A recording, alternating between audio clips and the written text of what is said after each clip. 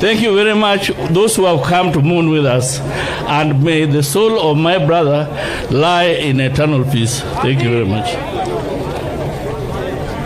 Kamano Prof, I breach protocol, Midiwo, in case I don't watch a little bit, one or two things longer.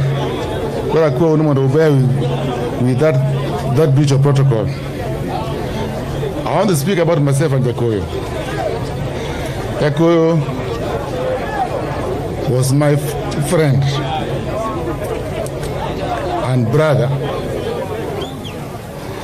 Teni kabisa kowe kinusiepe. We hang out together, we more together, we work together. To a point makaja ko kuma simu ngato tani miko na simu. I will call me. Yalango. Hele Jakoyo takon ano kada Jakoyo. Ogweno the same. And many people will ask me about Jakoyo as if they can't find him on his phone, as if I was his PA. I was not Jakoyo's PA, but people will know that I know where he is. I was very close to Jakoyo in very many ways, and we shared a lot. His son Alan has said Jakoyo had so much humor, and his friends here, I think they enjoyed humor by Jakoyo more than anything else.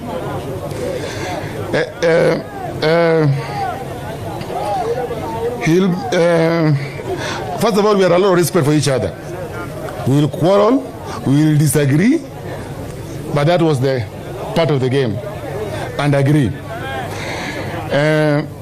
Kaparote in Jakoyo, early childhood. Hawa choni aparo chiemoro kawa puro gi menu ane wadoyo to Jakoyo ne tin no watu wandu wako nyimi wadoyo kama tin. To Jakoyo keno bedo kada nada keno watugo to wakwinyire katika keno kwinya to obaya gilo achako lawe to mama no ko nyathina no kikugo nyathina nero eno ok goe. That's the last time I remember very vividly. My mother told Jakoyo go. Because no here gi minwa matin Jakoyo cham ringo ichene tong. Matin Jakoyo cham kenango fulu. Kola la kamano. Ani tera Mombasa irbaba na. Jakoyo amada gomna ndoriga skuli me Jakoyo so menya class abirio. Because of the love and the understanding of his nature my mother had for Jakoyo. That is, with all these other things, Jakoyo was a very soft person. So my mother did not want anybody to hurt him because he was a very soft and kind person. He is called Otada. I don't know how he got the name Otada. He was a very kind person, a very peaceful person.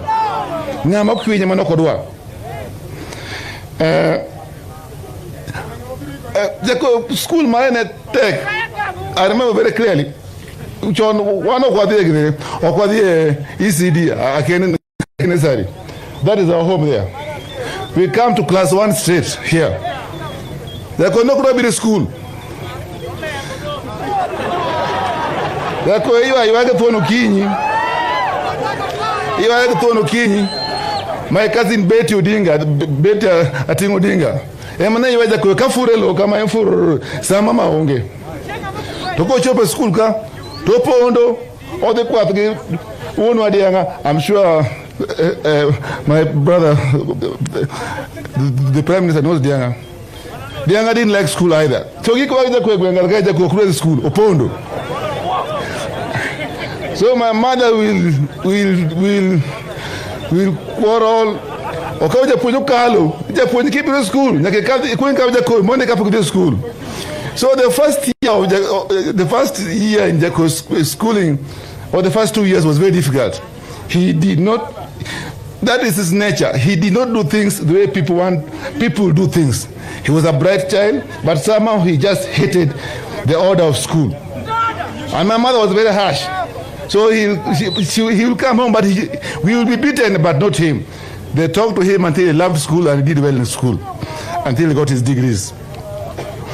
So that's a part of Jakoyo. People did not know that he had a very soft nature, which should not have been, which when somebody touched, it worries him to have an enemy.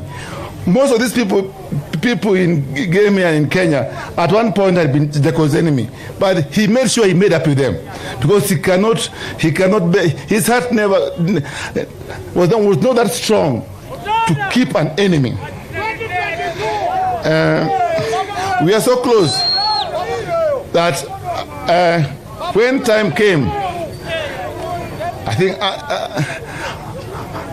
Mini Mama Ida, one could have the Tiso, Niti Jakoyo. Malinda ni Mara Kodi. Basi mi wa advice ni, mi wa very wise advice kaja puonj as a mother. Ni being a God parent is not just a walk in the park. I remember your words very keenly. And I've tried to keep in touch with Linda, though she's been away. But you advise us. I know Samson, the godfather, was Elkanah Dembo, who is also here with us. That to show that part between me and Jakoyo. Now, I knew Obel Nyanja before knowing him, because Jakoyo loved the phone. When Jakoyo was in America, Jakoyo would call me almost every single day and make me speak to his friends, Olo Kanda, Obel Nyanja, and other friends in America. And we kept on talking closely. I will brief him about the political things. Then it was the NDP happening in the country. He will tell me what they're doing to help NDP in America. And then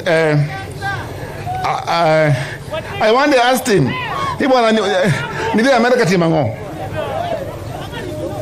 Is it your school? Nide. Itimanga America. Ibana kanidi somo duogo bwana watu wengine kakena kai. Okona duogo. Through my word, I came back to Kenya, though he had a job in America. Udugo Kenya kai. I think that was other 99, I think 99 of 2000. Anati ukisumo nyansa kai. Wadai kuengar kai. Go pura to Tomanyo teach, but he got very close to Jogweng. In short, I was Jakoyo's political advisor, one of Jakoyo's political advisors, not only, and also one of his political managers.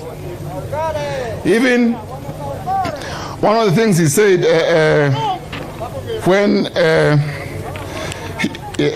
he lost the 2017 elections, he went to court. He tells me today that it's me who asked him to go to court. Again, Chandra, court, actual lawyers, Manotere court, my pension in parliament, actual lawyers, actual the Manua contest court, court aonge pesa, Manawacho, to the same time, the Kwachelneri, Portugal fees the Nitin Moka Garkai. I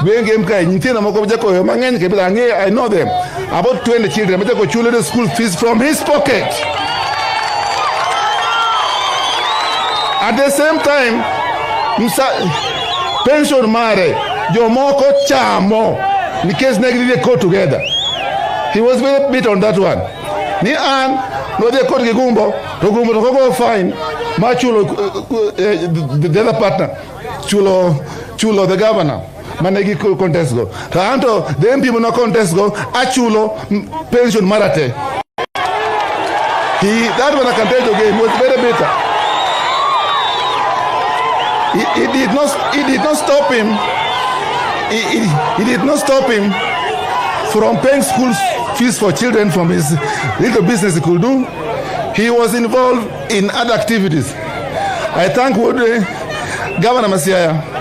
Governor Masiaya became so close to Jakoyo after 15 to 20 kilometers every morning. He used to walk with a cousin of mine called Osodo.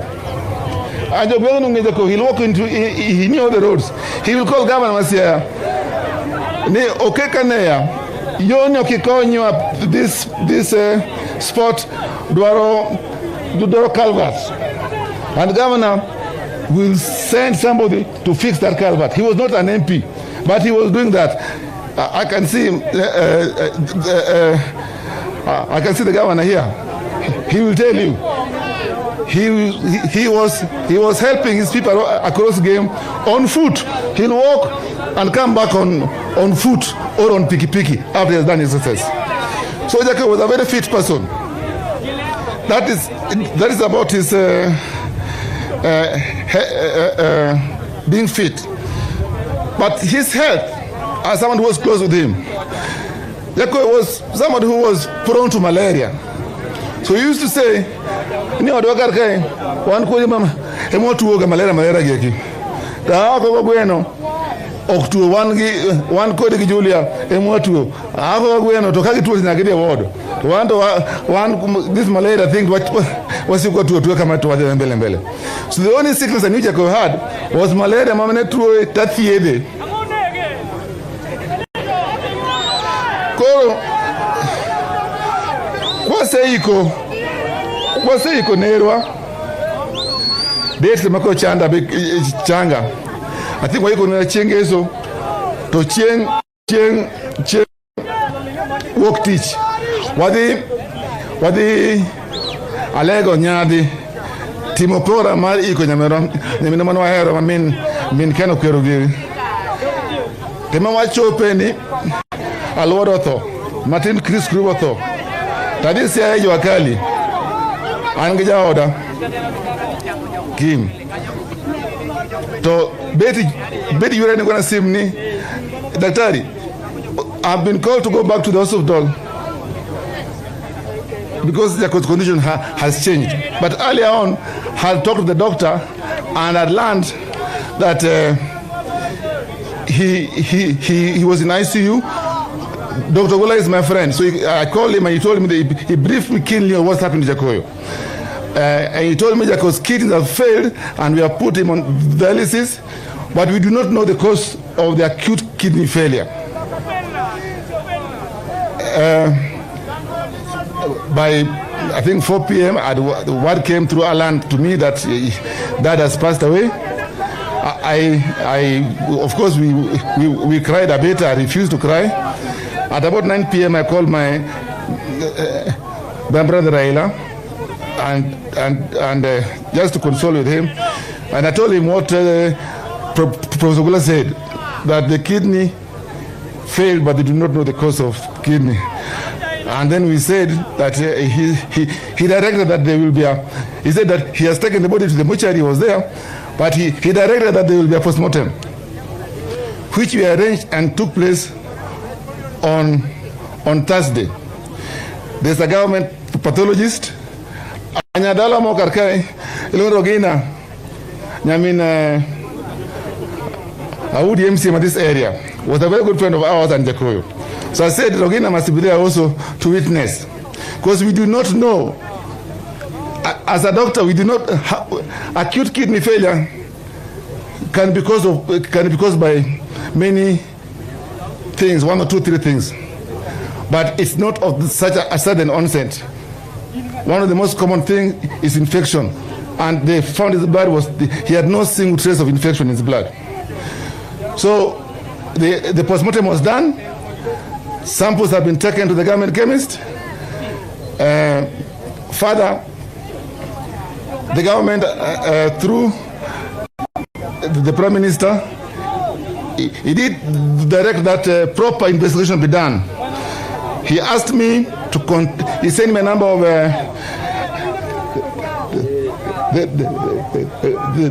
the director of criminal investigation, who has set up a team to investigate that matter. And the investigations are going on.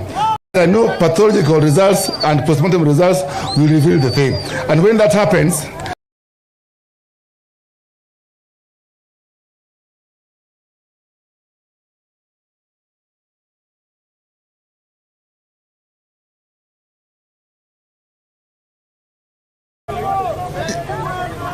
I said Jakoyo is my friend, and I was also his political advisor, so he confided in me.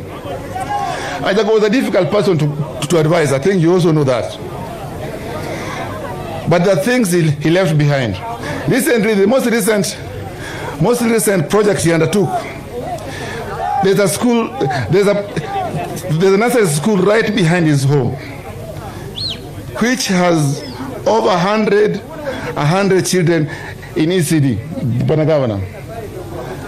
And the director of education in Gabe sub-county came and advised that a school be built there. Jakoyo was in the process of acquiring land. He set up a committee to see how we can acquire land. He has paid some of it by his own money. But that is one of the projects Jakoyo left unfinished. I appeal to those who liked him to help us finish that project.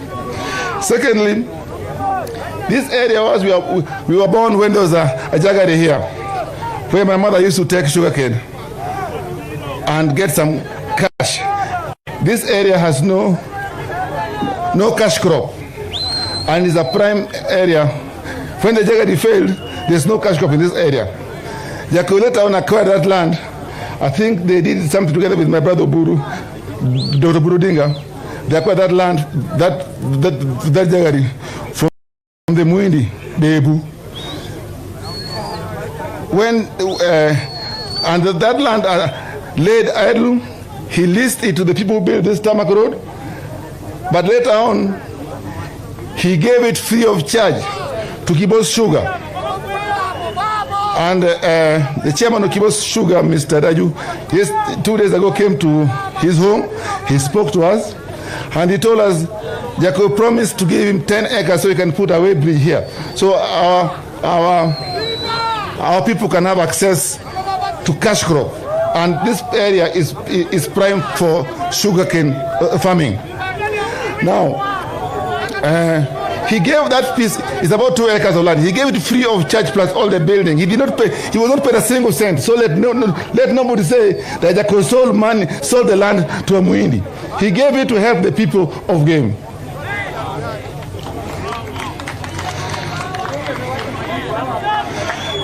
He kept on dreaming, and some of his dreams at times appear like dreams really.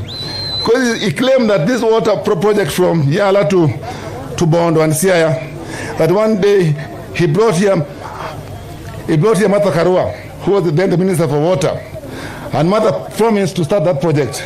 I think that's when Martha put some money in the project, and now there's water flowing to Bondo and Siaya. But it's not flowing into Game. So Jakoyo wanted this water to flow and benefit also the Game people. So again, appeal to those who can help us, see that the Game people get this dream of Jakoyo, that the water can flow in Game and help us. Some of these Game areas are very dry. Your border.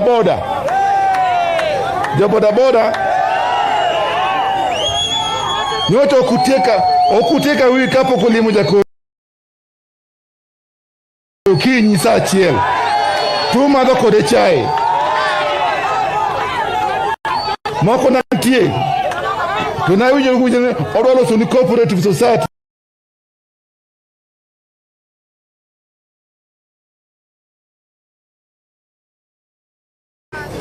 Jo ma nyalo konyo wamodong, wanje jo modong. Wane kwa nyalo fulfill the dream my brother.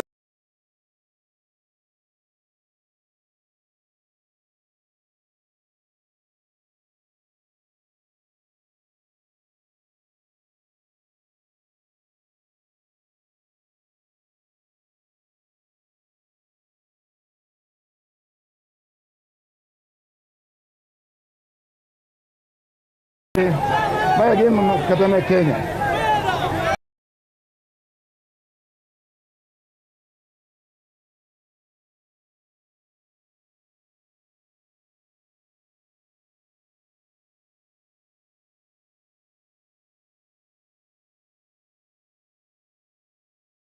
Gijo hero marwa.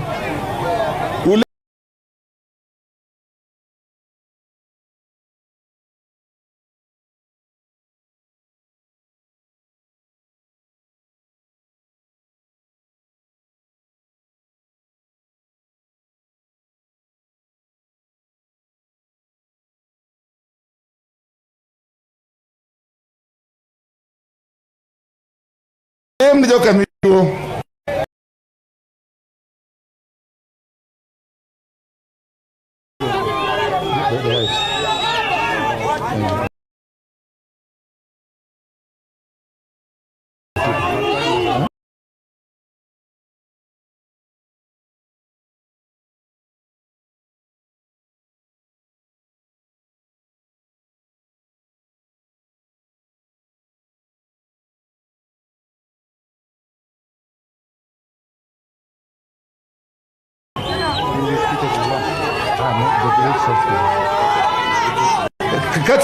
My part of introduction.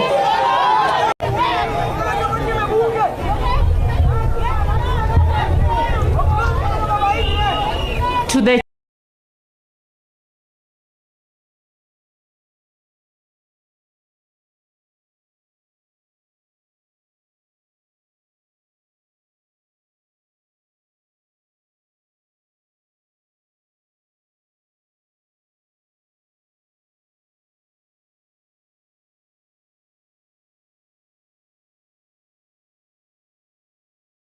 church, the Right Honorable Prime Minister Raila Odinga,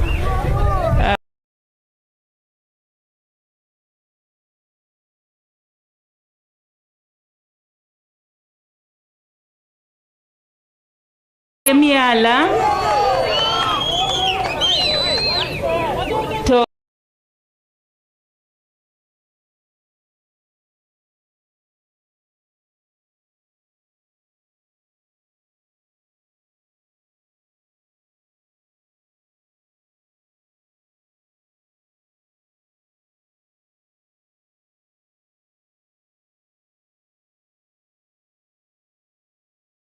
kapoka wacho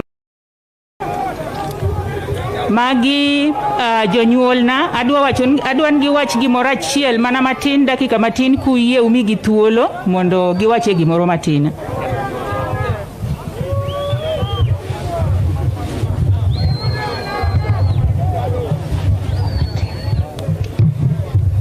Ne kanisa go jogo mobiro konya kora manyocha hero amoso uno kwe uru okwe kendo aworo thok geng to duto wawen Nyasaye oket family mare kamokwe. To gima nyalo wacho kendo ang'eyo no kata oro dhi to wetene nitie, machiel en daktari, tachiel en profesa. Ora nyocho herowa makata nitie osiepene manyo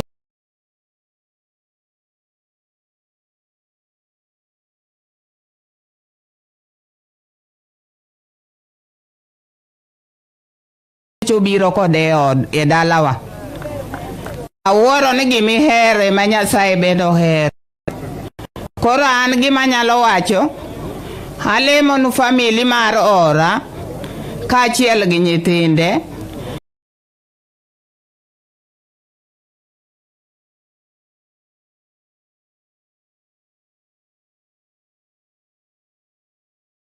mondo Nyasaye oritgi.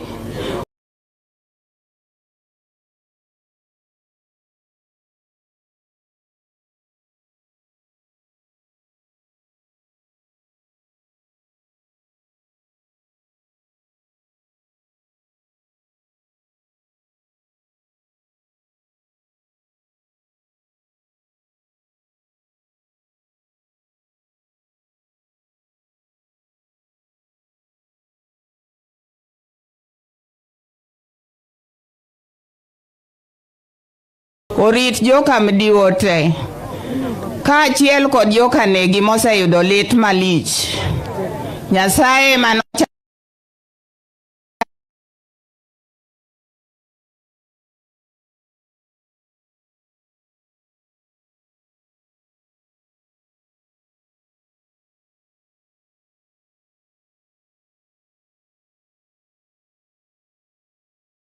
Luonga mnanu baba nadi.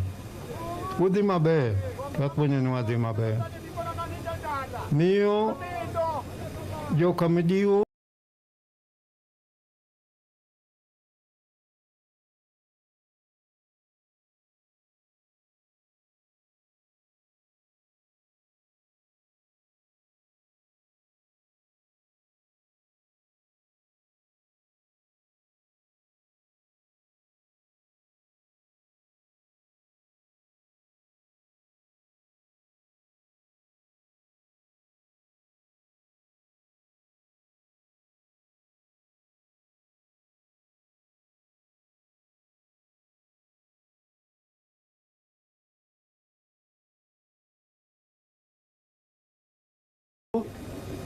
oyudo chandruok mang'eny.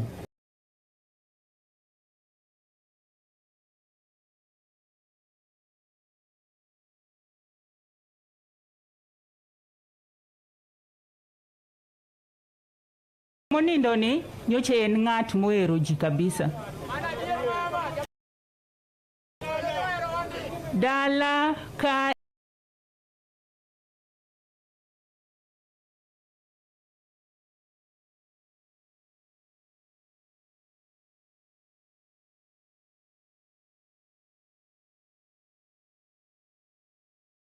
nyocha en ng'ama osiepe limo kinde te. To nyocha host welo mang'eny. Nonyalo chiewo gokinyi. To nyisi ni an gosiepena moko 4 mabiro lima ka koro walos lunch.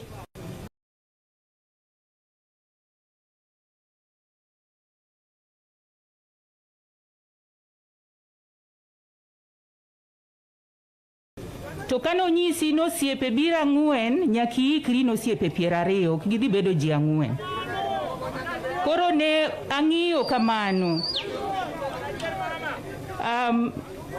Kaluwore gi kwe mano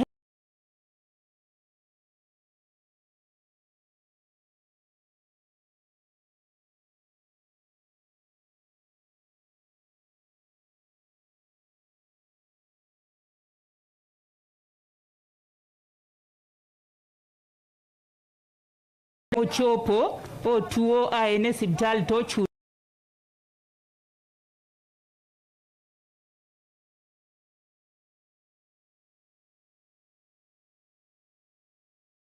gibeti kaka jomodong ji 2 go anyiso unu leo.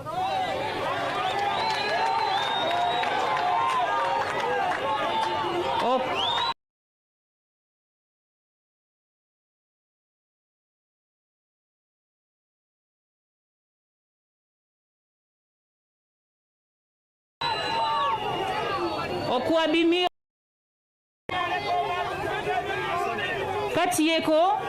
katieko kadhi wacho mang'eny. Adwa nago erokamano ni jogo mosebedo kawuotho kodwa nyaka masirani nyocha yudwa. Ang'eyo ni nitie ji mang'eny moselemonwa. You've been with us in prayer. Thank you very much for all the support that you have given. I wish to send a special gratitude to the committee in Nairobi that was led by Mr. Eric and the committee manyocha ni dalaka mane hotel nigi Samoport. Ero urukamano jogo mosechung kodwa motegno. Adwa go erokamano bende ni jodala familia mar joka Midiwo kuom unity ma usenyiso. To ubedo kusirowa kinde duto te Professor erokamano maduong' Daktari Jalango erokamano. And Tiaoko, thank you very much for the support that you have always given, and you have continued to support us despite the fact that we've been in a mourning period for the last 1 month.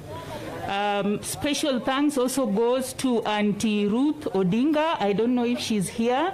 Thank you very much for that support that you have given. To the children who are left behind, I would wish to tell you that we are here. We will be there to support you. We know you will miss Daddy. We cannot fit in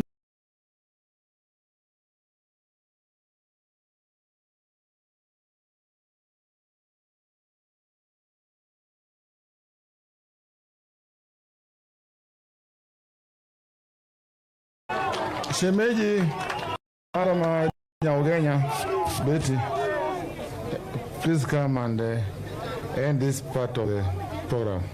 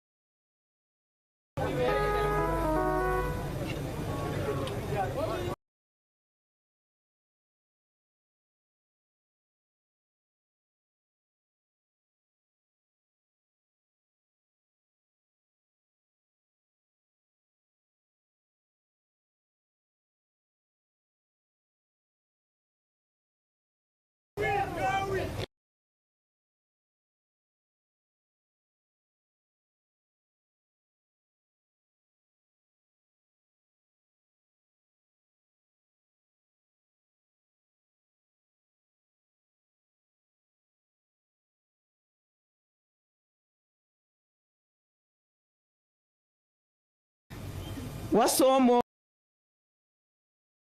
to watiyo.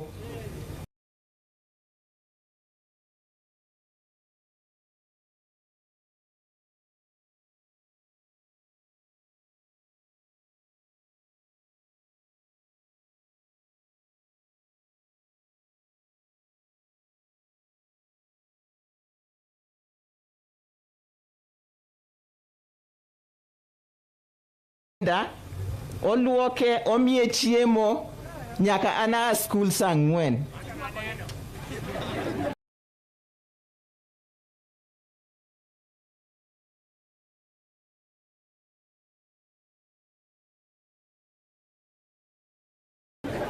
Aparo mane Linda jadwe achiel to mama Aido biwa moyudo ne pok aluoko kata mna Linda nikech nakia tij nyathi. Mama Aido oda kodwa mongisa kaka iluoko nyathi, kaka irito nyathi the African way. Mheshimiwa nochako siasa chon malich. Washington DC kucha manok nengi rallies and demonstrations nikech he wanted change in Kenya. Kani yude ko demonstrate embassy ma America ti wora. Okanyal paro jo siasa dima ne biro Washington DC to nyaka biye dalawa.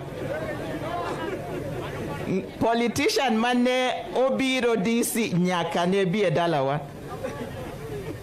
Kata mna dala ka jo siasa mang'eny moselimo wadala.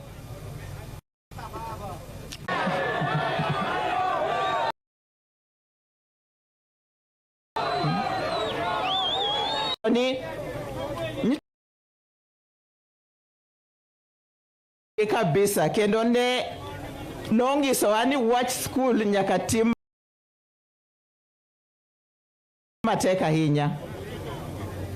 Tarik 10 mar dwerni mzene biro Nairobi nikech ne waloso lunch ne nyithindo.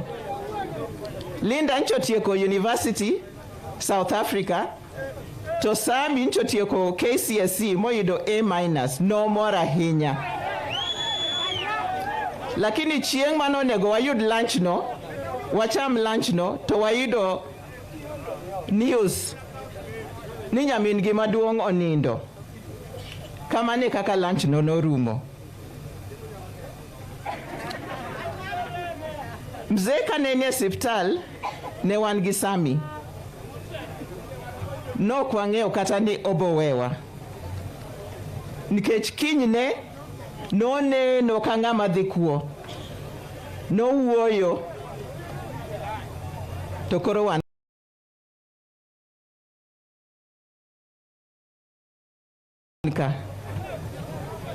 kae mwachopo. Mzee luoro molure kode.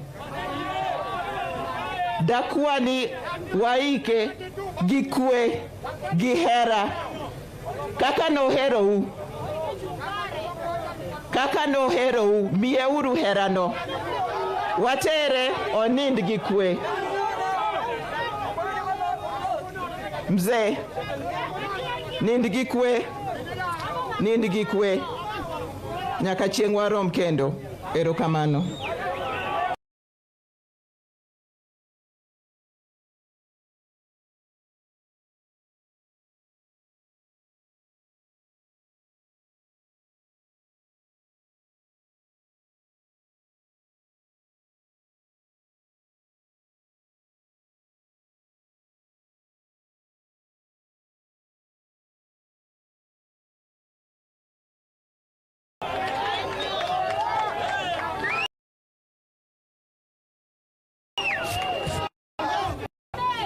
Michael Awanga wode akala an kora tiyo ma parliament en gusiepe makoro weka kaka fans ka wuoche Jakoyo irwak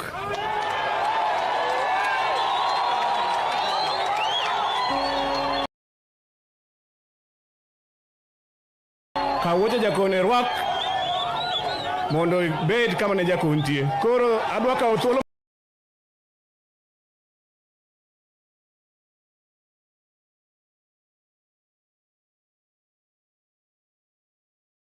makende makamu.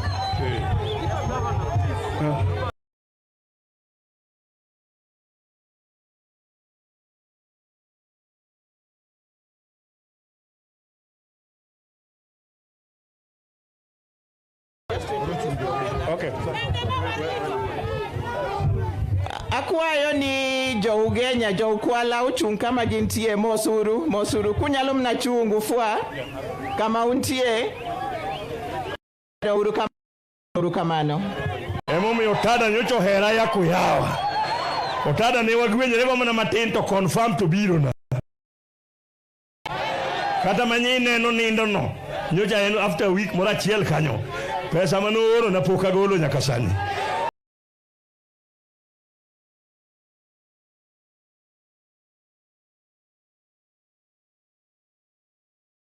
En selling alofapar. Miakwayo jogeman ka His Excellency the Governor of Siaya Pembelepe isebe dogo tada kufa na kupona. Wajon bed ka kibed no gichuny mini gono.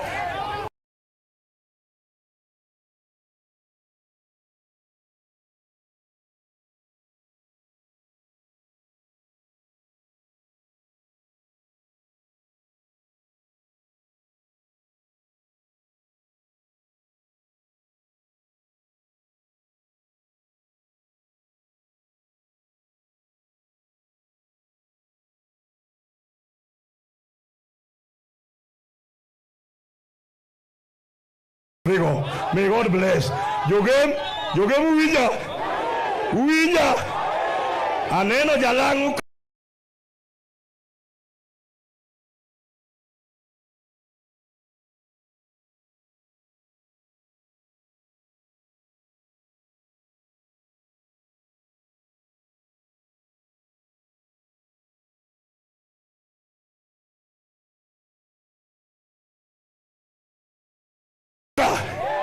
Eni menyocha NPA to ndiko to sign to chiwo. Jalango come out, don't relax.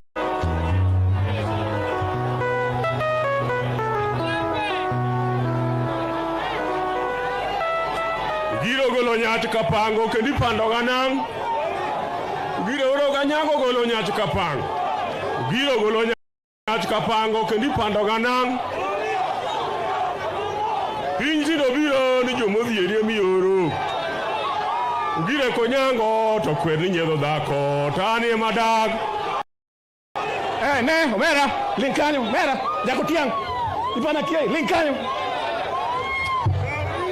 Ne to the Prime Minister Raila Odinga, Minister for Devolution, all protocols observed.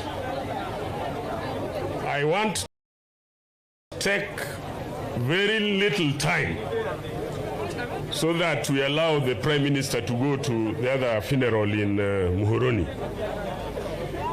But I must also tell you that the day or the days that I knew Jakoyo, Midiwo, we wrapped up very well.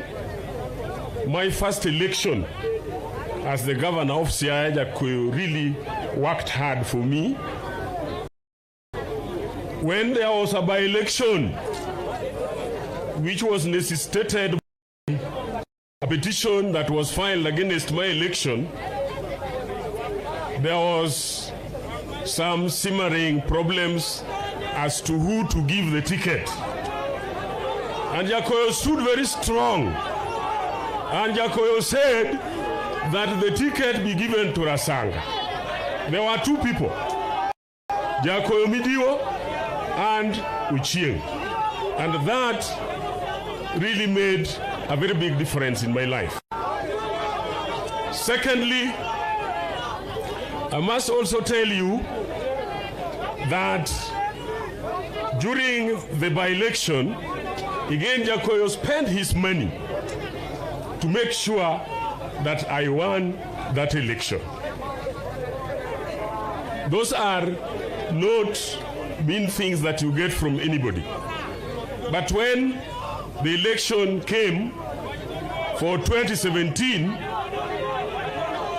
aboro wacho gudhuluo.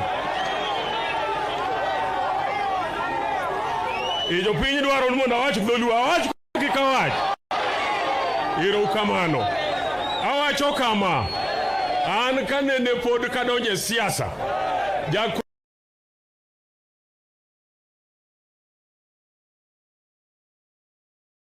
ni mano mako bada.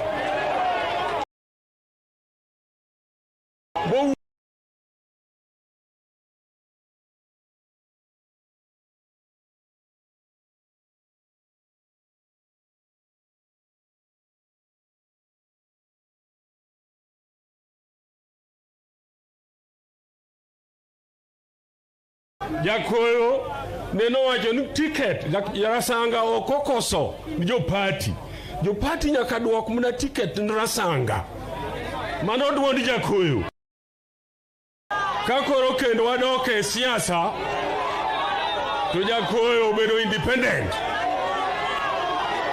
to kane Jakoyo bedo independent to anto ne wan jo ODM awaj kose kikawaj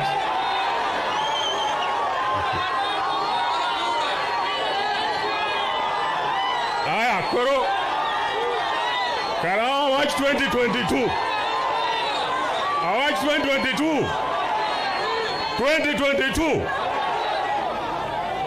Nikeje Jakom Vimabor Okado Monda Keth nafasi. Koro adwa luongo Professor Nyang' Nyong'o mondo obi mondo mosu. Sawa.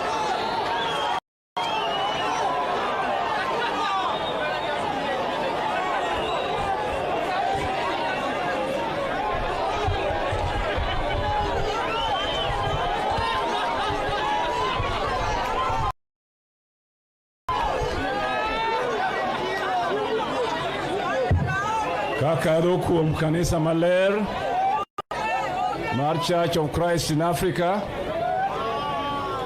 Kakadho kuom familia mar marehemu Jakoyo Midiwo Otada. Kakadho kuom Minister mar Devolution, our friend Eugene Wamalwa. Kakadho kuom Prime Minister Raila Odinga na Mama Ida to gijo lemo gijo ywak duto mobiro kaka wuono mondo ga oriti notada akwau kwa unyenyekevu jogem ni mondo wamiu rotada luoro mae kinde ne mogik e piny kaeri kwago ni oriti to kwa heri adier mondo wamie heshima ya kutosha ili tuseme kwa heri kwa Jakoyo Midiwo. Jakoyo chulunga gani ori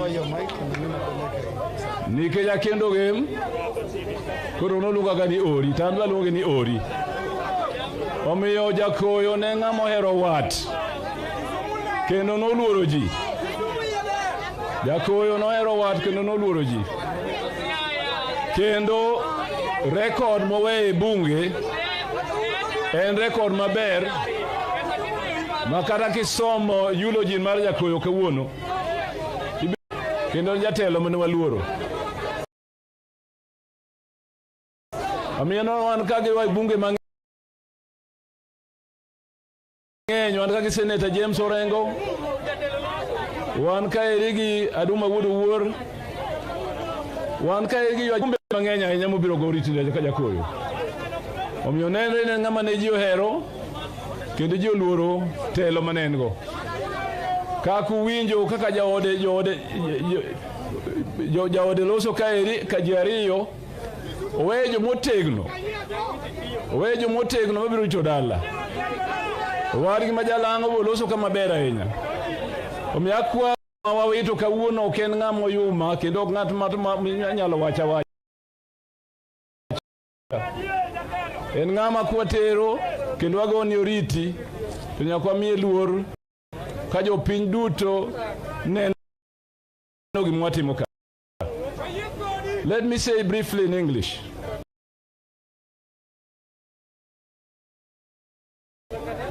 We are saying goodbye to a hero. We are saying goodbye to somebody who has left a very good record in Parliament and whose goodbye today is witnessed by his colleagues in Parliament, including the Minister for Devolution and the Prime Minister and Mama Ida.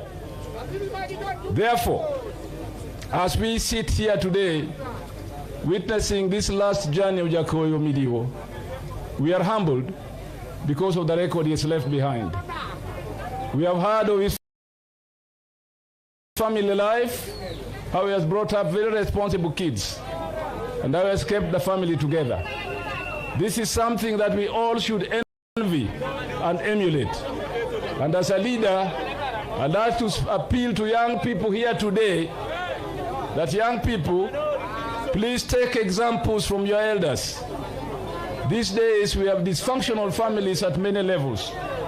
But I think when we come here and see a united family where people work together and love each other, they give us a good example of what we should do. May the good Lord rest his soul in eternal peace.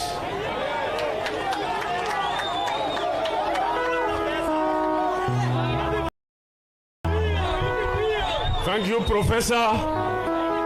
May I now call upon the Minister for Devolution, Mr. Eugene Wamalwa, to come and condole with us.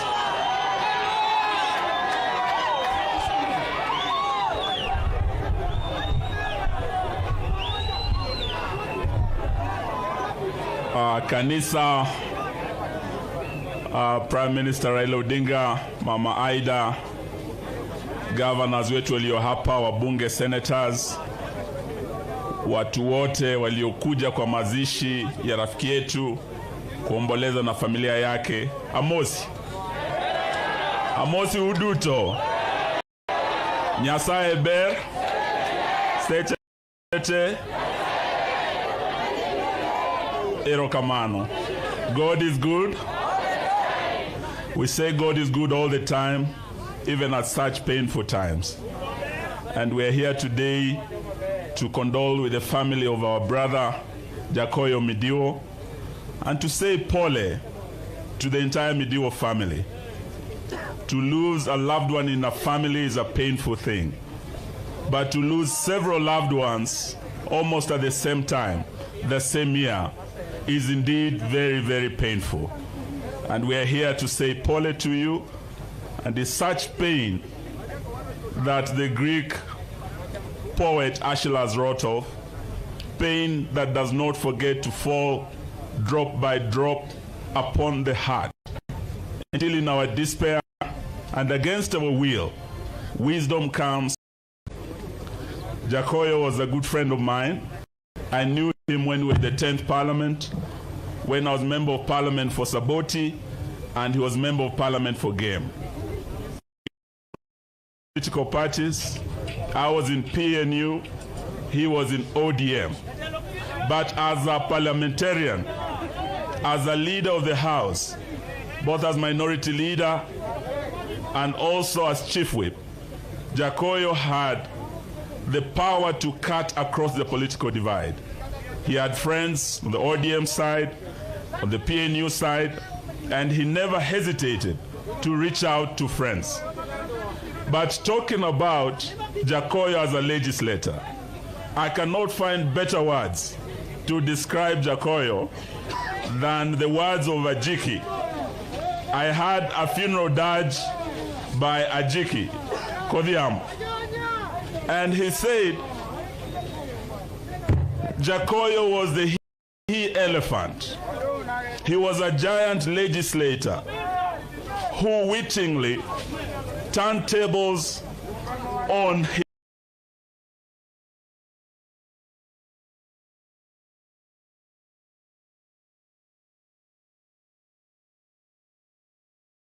his fellow men.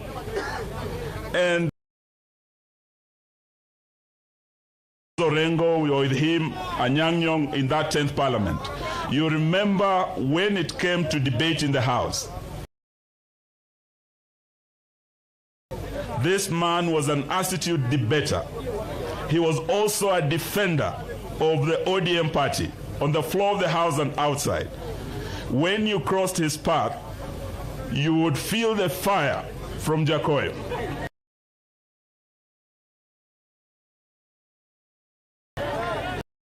One day, I tasted Jakoyo's fire. I remember as MP for Saboti, I brought a question during Prime Minister's question time.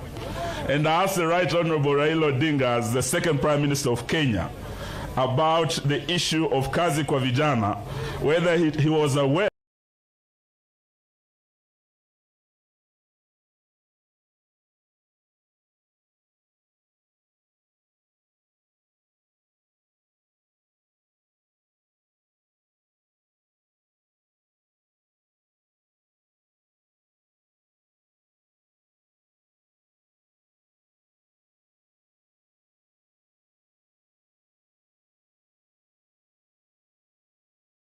that it was kazi kwa vijana, like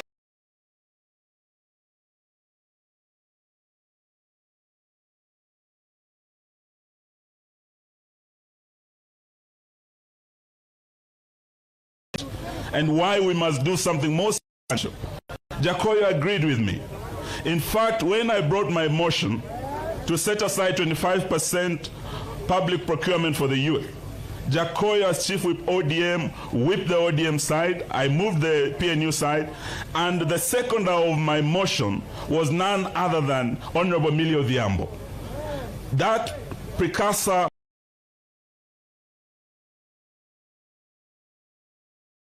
motion is what led to the AGPO bill, 30% to the youth and women of Kenya. So as we bid him farewell, if there's a way we can honor this great man, he left behind a legislation that is supposed to empower young people. We would want to ask our governors and those young people in this county and in this country. Lastly, we want to say that when it comes to legislation, and I see many legislators here today,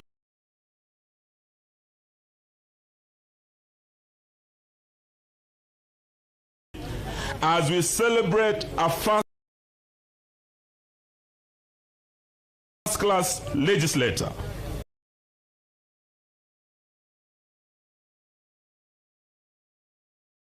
that education or a degree was not only measure or yardstick of leadership. Just like his namesake Washington, George Washington did not have a college degree, but he was a great American president.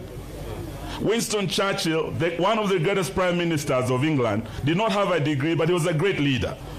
And Martin Luther King once said that it does not take a college degree to make a leader.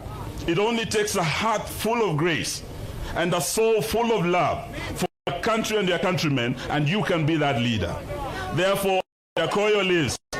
As Jakoyo lives, I want to urge our legislators, and I'm happy I've seen Kipchumba Murkomen and his team. Some are already leading amendments to the act that will deal with the issue of degrees being a qualification for election. Let me leave that to you, but say thank you very much, the people of Game. Mimi nimekuwa hapa na Jakoyo mara nyingi. Nilikuja hapa akinialika Sirembe kufanya harambe kwa shule moja hapa, tukiwa na rafiki yangu Samo Port. Na wakati akiwa waziri wa maji. Na wakati nimeingia kama waziri wa maji, nilikuja hapa Siaya. Tukasukuma huo mradi na Governor Rasanga na deputy wake ambaye amekuwa anafuata kule Nairobi.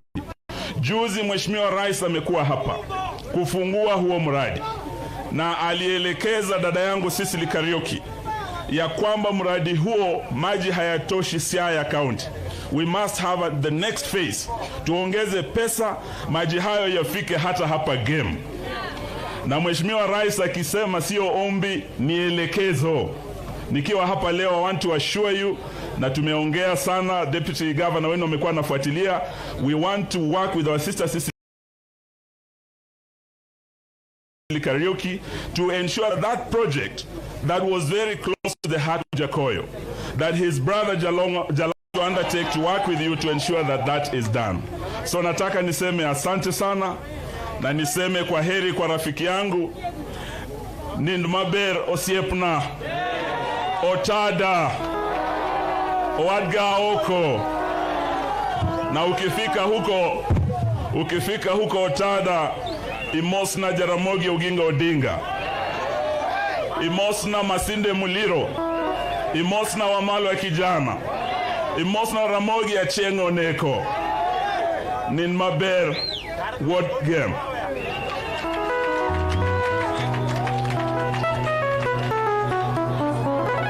Thank you very much. I'm calling the next speaker.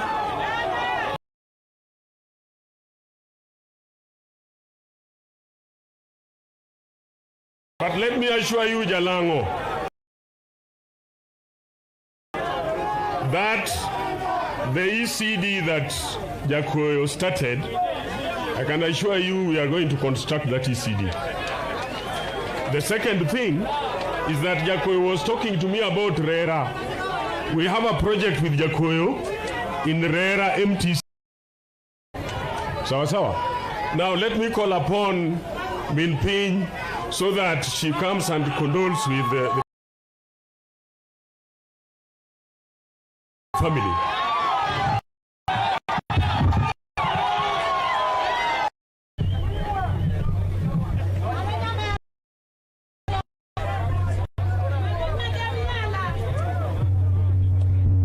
Ni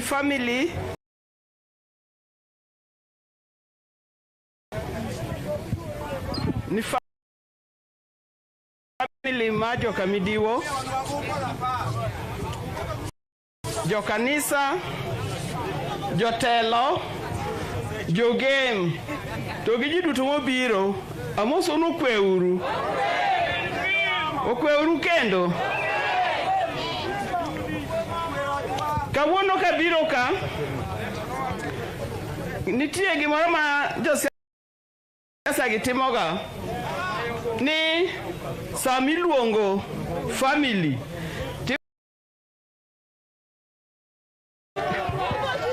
to kata kamano amo ni gimiya thuolo. Kawuono adwa wacho matin about Jakoyo Midiwo. When I first got married into the family of Joka Jaramogi, I knew of 3 families. Families Majoka Jaramogi, family Majoka Midiwo, aduogo ni idholwa bro acho ni gino moriere. Kod family Maratinga, Majoka Miriam, I kod family mar mama miluongo ni min mrembo miluongo Mama Alice.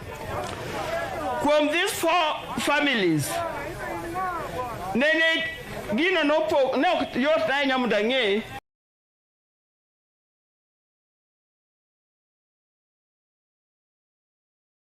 nito nyathi mane belongs to which family and so forth. Edo bondo and min piny.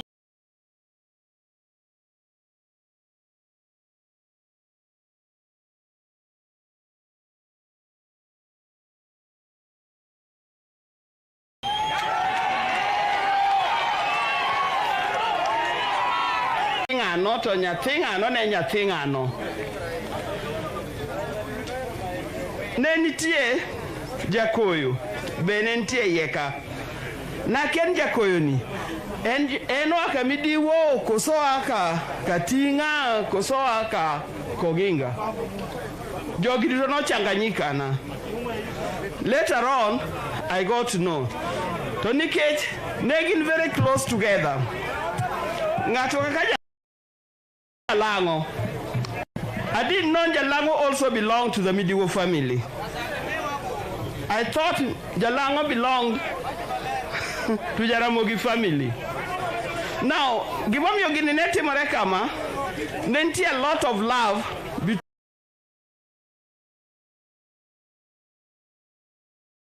between Jogi. nyithige mago kanyogo please miya uru na daka achiel kende atieko taweni. Miya uru na daka achiel kende atieko taweni. Koro mani kene jogi odak. To an Jakoyo kawuono katimo ne Jakoyo nitie gik mang'eny ma dahero wacho e liend Jakoyo. To kanyal wacho gi duto nikech ging'eny. Dang kawa ka the whole day. Jakoyo was a very close friend to me. Very close friend to me. Ma kanene Jakoyo somo, Jakoyo used to visit me in my house. Kanene podotin. Bang'e obedo maduong' bodhi somo America.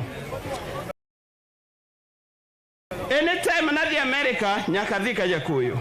Beti osewacho matin, kaka napuonjo beti luoko nyathi. Nikech nanuang' ka nyathi osedongo kia jumbi adek to pok oluoko, okia kiluoko nyathi. Omiyo nan very close to Jakoyo. To dalawa kata kuma onyuola, anything matimore, Jakoyo chopoga kanyo. Kanene my mother pass away, the following year ne watimo rapar mare. Ng'ama no biro represent this family sama wachogi ne en Jakoyo ma no biro represent family ma Odinga. Kanene watimo rapar mar wuora ukaya kar kae but dudi. Ng'ama no biro kar kanyo ne en Jakoyo.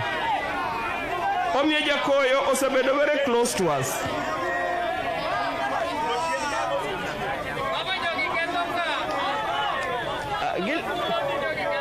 Gilingalinga mano wachgi. Kagi ero ketho liendo tada mano wachgi.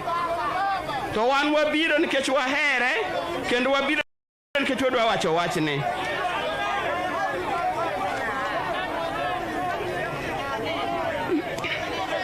Gimotimore sani mar Jakoyo ni en hawi marach nikech king'iyo jok mantie Jakoyo nende en a very young person, ne en ng'at matin ma Jakoyo okonego bed ni tho sani eri.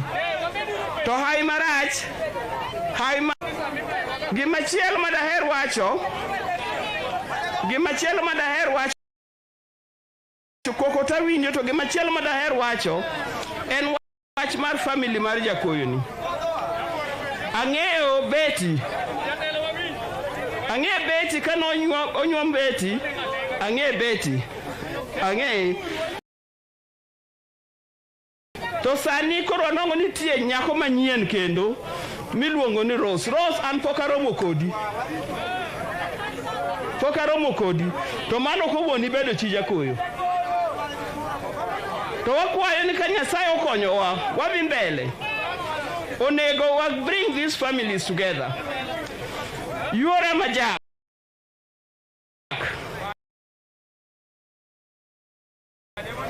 yuora majalango, aoko. Let's bring these families together so that we know who is who. En hai marach ni some of you wamneno gi mana kaliel koro biro. No kwang'eyo ne gintie. Kata nyithindo, to money also happens to many people, including our politicians who are sitting on my right-hand side. Kaungi outgrowers, nyithindo moko nyuol in the marriage. Please introduce them to the bigger family so that we get to know them. Kikupandgi. Nikech it is so sad who get to know these children on an occasion like today, on the deathbed. And aonge weche mang'eny madawachi, alamonu Nyasaye mondo konyu, to nyithi joka Jakoyo, alamonu Nyasaye mondo konyu, to mondo bedu get sort out some of these nitty-gritty things. Unfortunately, both Betty and Rose, you never met Mama Margaret. Emomiyo unyalo dongo kuparo ni okung'eyo gima ne Margaret will stand for. But Margaret stood for this home. Margaret stood for the home mag joka Midiwo. Ang'eno kunyal ng'eyo tanyalo nyisou, kubira nyalo nyisou. Un makoro udong' e dala maka Jakoyo. Mekuru dala Jakoyo o stand. Kik we dala Jakoyo osimre nikech uonge nikech okudhi e dala. Make sure that you stand there e lo Jakoyo mondo dala Jakoyo onendre kaka dala. Gimatin go eko anakwama na Nyasaye mondo oritu ogwedhu. Ang'en nyithi joluo wan gi habit moro mad kor adresu. Wan gi habit moro nubire liel nubro go koko to ok en gima ber. Do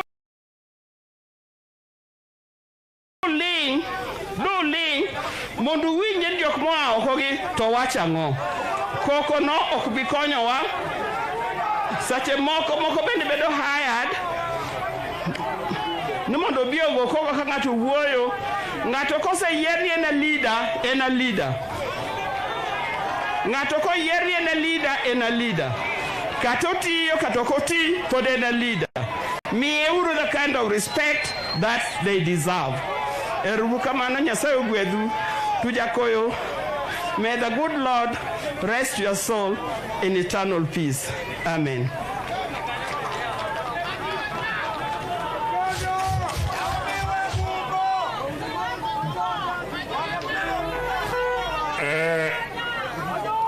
Seche moko jogemo kung'eyo an otada en owadwa magi moro kethre ka otada ok anyal yie. In migo koko kanyo no tigoya goya to in ng'at maonge.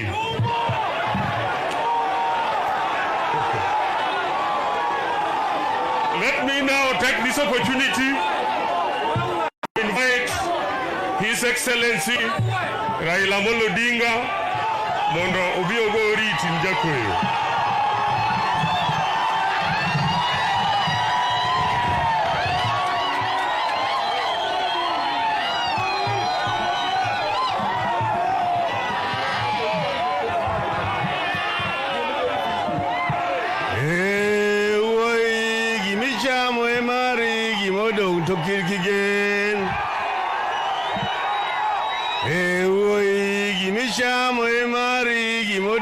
Kirkigen ewoi gimichamo emari gimodong to kirkigen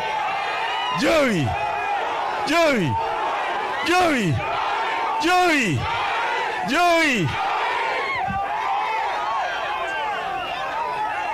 welo mobiro konyo wako Jakoyo jodala duto te amosu no saure uru abiro kiko kaka loso talwani mondo ulingti wabiro ko otada wunya lego ukega tinga ukego nea yakwaro ngonga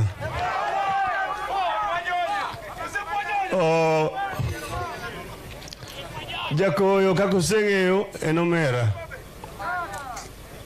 ten koda bende nyathina korka siasa dala ka wan dak akika kama wan dak sakwa kucha to dieri mag skul girusa to biro gem ka dala ka emani mama Margaret odakie koro kaka obiro ne tie yore miluongo ni dianga tedung mane kwenya ahinya maseche moko chwadowa to seche moko wadhi umbo pi yacho aora mwalo kucha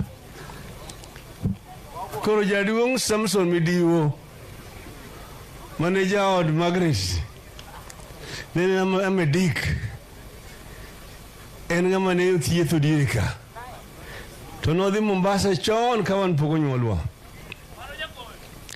koro nodak Mombasa koro mama Margaret ni to nodak ka ene moriyo to dalani koro Kane chobri moko mag higa to dhi Mombasa kucha obet matin to gamo ich to duogo nyuol ka.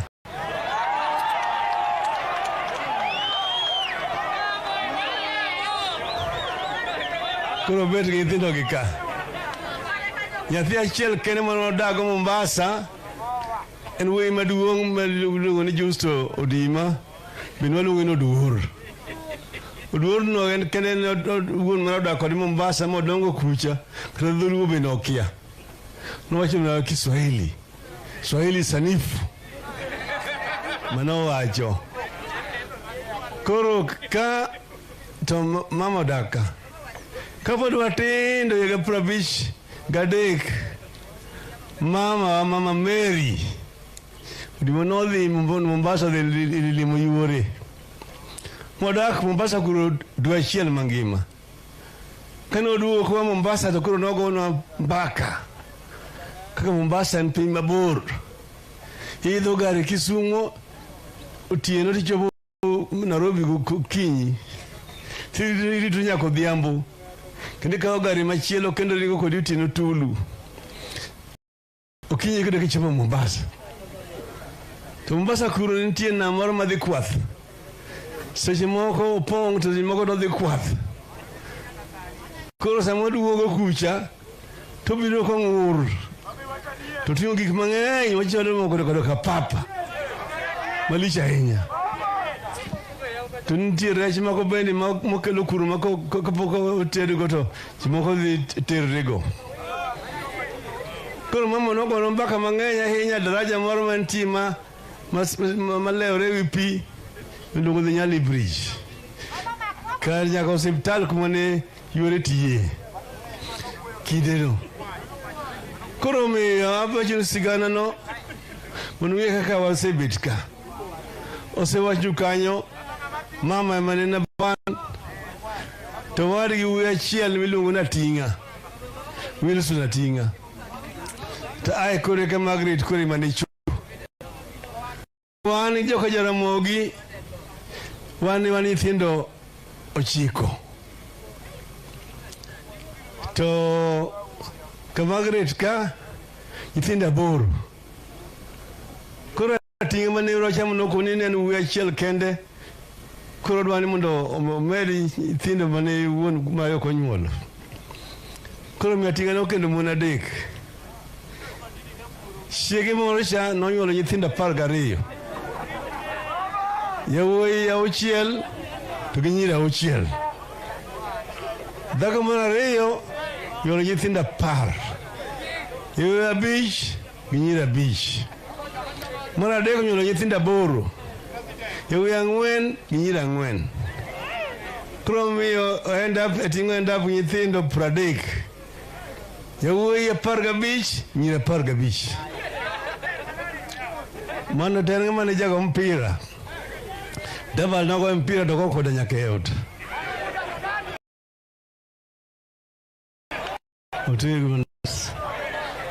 Koro Jakoyo ni odongo ka nyathi mane smart.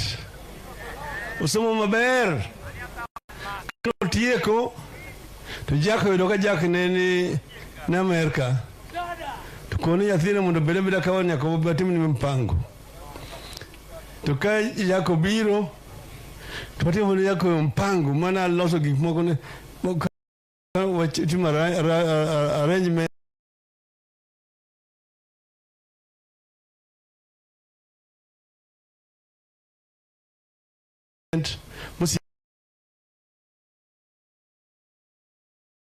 attractive, oken ngama repulsive, omen ngama ken kamoro to ji biro yiri mang'eny. Koro noloso kambi maduong' kujo bale winjo kowacho kanyo Washington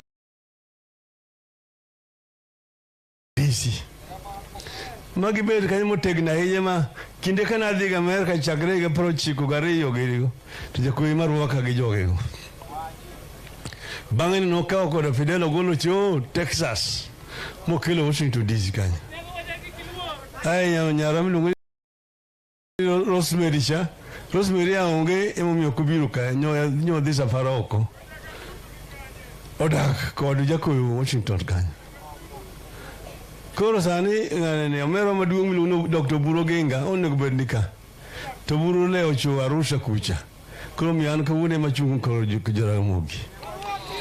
Koro Jakoyo bedo kanyo mane gichako koda gimiluongo ni gini branch mar NDP ngo Ford Kenya. Kae bang'e to NDP. Kae bang'e lokre bedo LDP.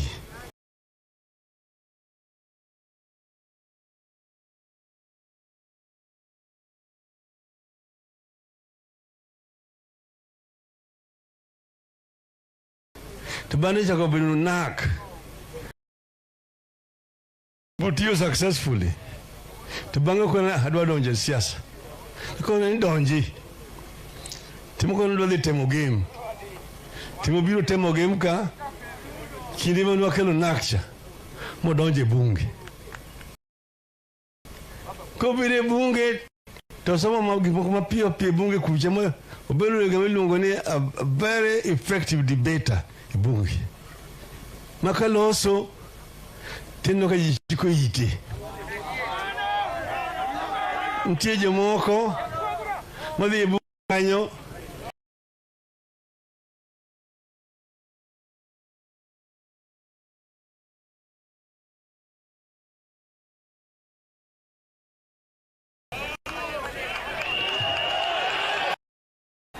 to speaker neni kule kasiemi. Jomoko gin ok ne ka gichung' kendo ko chung' ni to dhi mecho.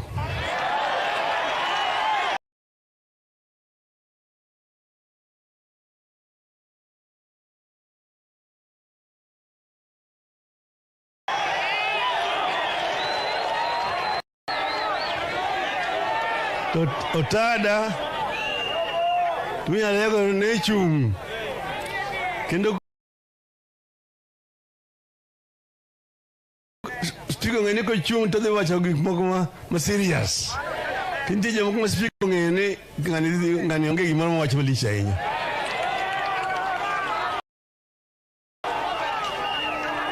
Koro miyo otada no be a very effective debater. Yomi kaka wachako dogo kende bunge kucha bege yatelo. Bedo whip joint kane wan gi Kibaki keriyo jo Kibaki to kod jo ma jo ODM gi duto te Jakoyo mane telo nigi kaka whip margi. Modhi go kamano maduong' e bunge. Koro sani awinjo ka ji nitie ng'ur mang'eny.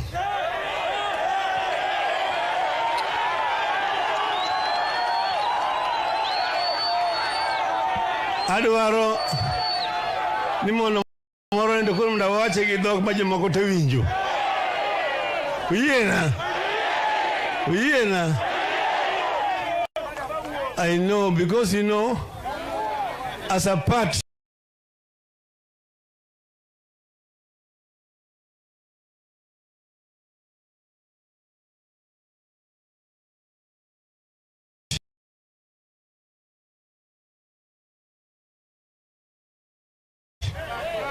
ODM party, for the name talks of movement.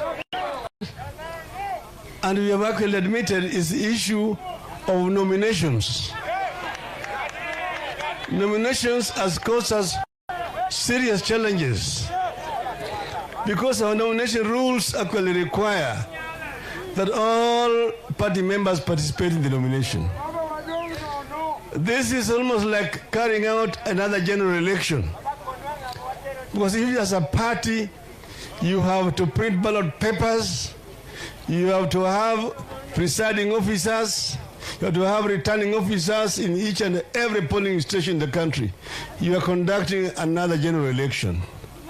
And you don't have the capacity to do it. You don't have the necessary financial resources to do it. Because the IEBC requires billions of shillings to do it. And the amount of money that the party raises during that period of time is not sufficient. What did we do? Because in the last elections, there were a lot of complaints about nominations. But if you want to know that we respect the party structures, if I had the power as a party leader to make a change, Jakoyo and Dr. Obulogenga would be in parliament. But because through the nomination process, they lost, and then they appealed, and they also lost the appeal process, there was no way in which I could impose them as candidates of the ODM. But we also know that there were actually mistakes in the process. So in order to correct those mistakes, we set up a task force immediately after the elections, headed by Madam Catherine Muma. That team came up with proper findings. What went wrong? We now know what went wrong during the nominations. And we will say we don't want, never again do we want to see a repeat of what happened that time. So we have said that going forward we are going to implement the recommendations that are contained in Catherine Muma's report. And we have also changed the elections board, which we had in 2017. So we have created a new elections board headed by Madam Catherine Muma herself, who led the task force. So we hope that now these coming elections, we are going to have a proper domination exercise. But you know, we have had the BBI. You know, we had the handshake. And handshake identified 9 very important points or issues that we want to correct. And these are incorporated in the BBI. Now you all know what happened. BBI matter is in the courts. But then we have our team of lawyers, led by none other than the Senator of Siaya, James Agiro Orengo. We are confident that through this competent team, we are going to succeed. That BBI is going to move forward. That reggae itaendelea mbele. Yothurwa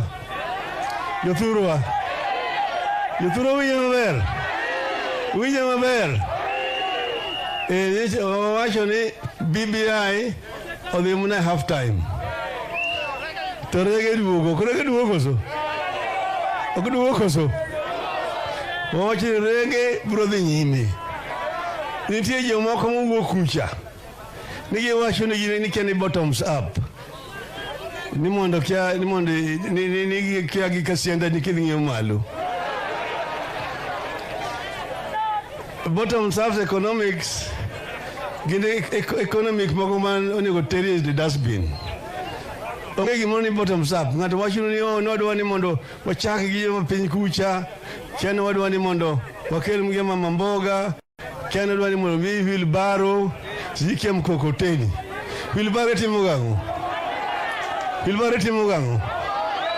Itimo gang'o? Adwaro ni mondo ung'e ni machine mwaloso kaka waloso cha en machine mapek. Moko ino kago kori kucha, kago kini kucha. Tupore gini jema ringa kamano. Gikia gima biro. Nitie kalausi mabiro malisha enya. Kubro lokre tsunami. Yothuro wiye.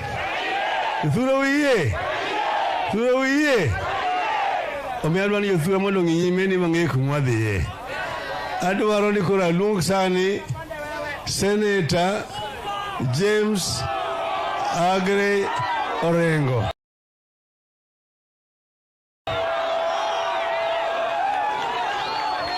Weru weji magumbo.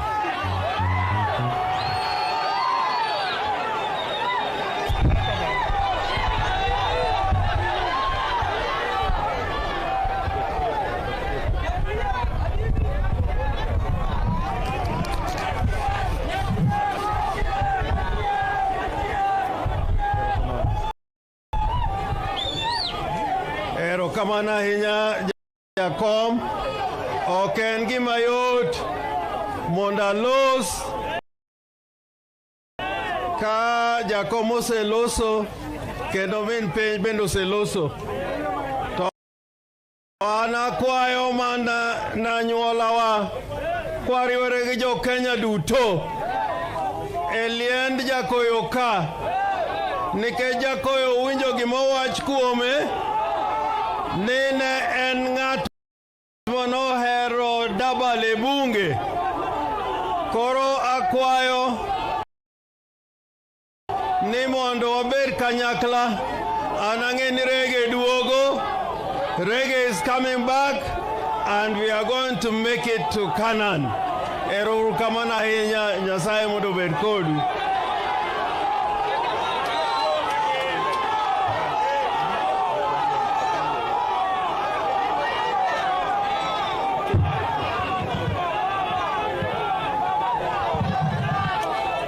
Nitie wajumbe mobiro ka adwaro mondo gichung' kacha mondo negi ging'eny kabisa akenya ondai bi mondo introduce gi aya joge muntie wabiro ka mondo wakowo tada to kapok aluongo wajumbe mantie mondo ung'egi giwajo nyabendi adwaro mondo awachi ni we are sending off a giant of a politician wako Jakoyo kawuono Baba, and Baba, I know the kind of person you have lost. The kind of person you have lost in your team is not easily replaceable. But I want to assure you your game. Gijo siya manka.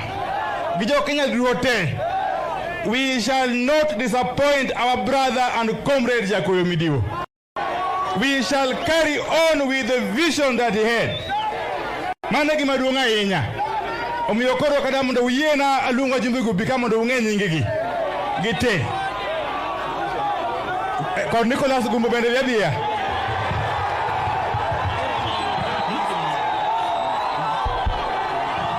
Aya. Ifula hore urumondi. Bia uru. Ifula nyingi. Toko tukamiae. To ibedo penyi kiye. Thank you very much, sir. Ero kamano. An David Ochieng, Ajao Genya, Dungesh Wan Joma Oche, Jakoyo Noka Onyarwa, Nyakawachiki Moro, Ni Jakoyo Kamidiwo, service the public, service humanity. May the Lord rest his soul in peace. Thank you so much. Aya, thank you. Mheshimiwa Gumbo, quickly please.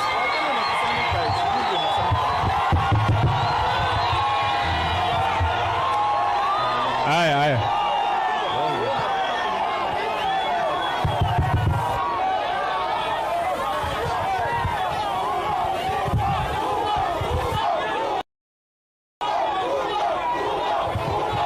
Aya, wase winjo.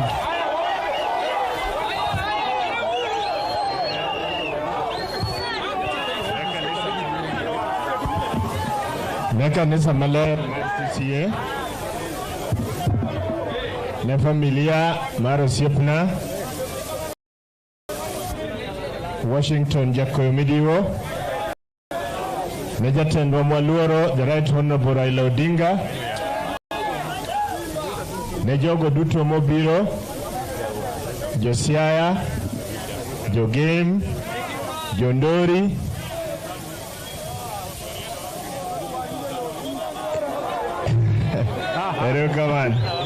Naomba musalie watulivu na heshima.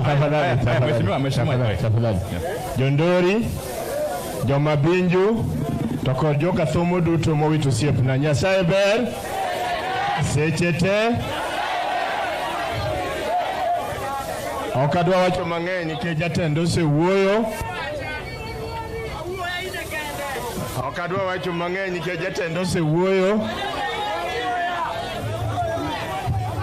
Atimo mana mos ne familia mar joka Midiwo kuom wito osiepna Mheshimiwa Jakoyo Midiwo. Jakoyo ne en osiepna. Iwachoga maber ni kidwa ng'eyo osiepni tibedo gi chandruok. Sama in gi chandruok ing'eyo osiepeni. Sama idhi maber osiepeni ong'eyi. Jakoyo nwakedo go ka 2017 mana kaka babo wacho nomination ne ok ber but wacha manose kalo mondo kal. Aya asante. Omiya kwau joka Midiwo sana mama Betty musiepodwa mama Rose kawuone karomo kodi please wan osiepe Midiwo. Jakoyo ne ng'amo hero ji kindly kik uwe dala Jakoyo mondo lor wabro konyo mondo jo Jakoyo mane nigi geno kuom Jakoyo mondo gibedi ka ging'eyo nosiepe Jakoyo ni kod mogik just one minute. Asante ili wengine wazungumze. 1 minute please. 1 minute.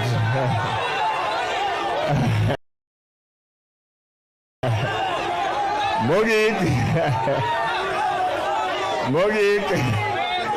Adhiambo chiega na adhiambo bia ne ka adhiambo becha obet kocha. To penja adhiambo to ng'ama racha ni igolo kure. Adhiambo koni oyo kata racha te ni ng'ata. Omiyo ng'amo eri wacho ni adieri. Jo Siaya, jo Game, jo South Game, jo Kathomo. Ani anusiepo tada. To kenda wachonu osiepno biro dhi nyime. Kato tado sedhi wajonyo dong. Kuonde mano taja nyalo timonu okanyalte wabro temo kaka dhano. Ero kama Haya. Sasa nataka tu wakuja moja na kutaja majina. Thank you. Yes. Asanteni. Tuwe watulivu tusikilize wajumbe tafadhali. Asanteni sana kanisa na familia ya Otada. Mimi nimekuja hapa kuomboleza rafiki yangu Midiwo. Mimi nimekuja hapa pia kushuhudia kwamba nilikuwa na Midiwo on Wednesday last week. Tukawa na Midiwo paka karibu saa 4 ya usiku. Na ikawa ametueleza kwamba kesho yake tutaenda kusherekea mtoto wake alikuwa amepata A kule Westlands vile imeelezwa hapa. Lakini kufika usubuhi tukaelezwa mambo ya dada yake. So mimi nimesimama tu hapa kusema Jakoyo Midiwo amekuwa rafiki yangu wa dhati. Hata hiyo mambo umesikia Jakoma akizungumza hapa mambo ya chama yetu ya ODM. Wakati mambo ilienda Murama kule Busia, Otada alisimama na mimi kama ndugu yake. Nataka kuhakikishia familia ya Midiwo that I owe it to Otada. Nilikuja kwa Otada hapo nyumbani wakati mambo ilikuwa imekwama. Na Otada akaniambia, ndugu yangu, chukua hii bag weenda fanya nayo campaign. Nafikiria juzi Mheshimiwa Nyikala aliongea kule kanisani. Na mimi pia niliwitness hiyo. Ile urafiki ambayo Otada alisimama na sisi na ile imani alikuwa nayo. So familia ya Otada, sisi wengine ambaye tumebaki na ambayo Otada ameshika, tutataka tushikane na nyinyi, haswa watoto wa Otada. Hatutawawacha nyuma. Haswa mimi, I owe it to him. Otada did a lot of things for me. He stood with me. Thank you. May his soul rest in peace. Asanteni sana. Now going forward, I will mention the names of the MPs one by one and they sit. The Honorable Christine Ombaka, Women Rep Siaya County. Thank you very much. Erokamana inya jogemu ntie.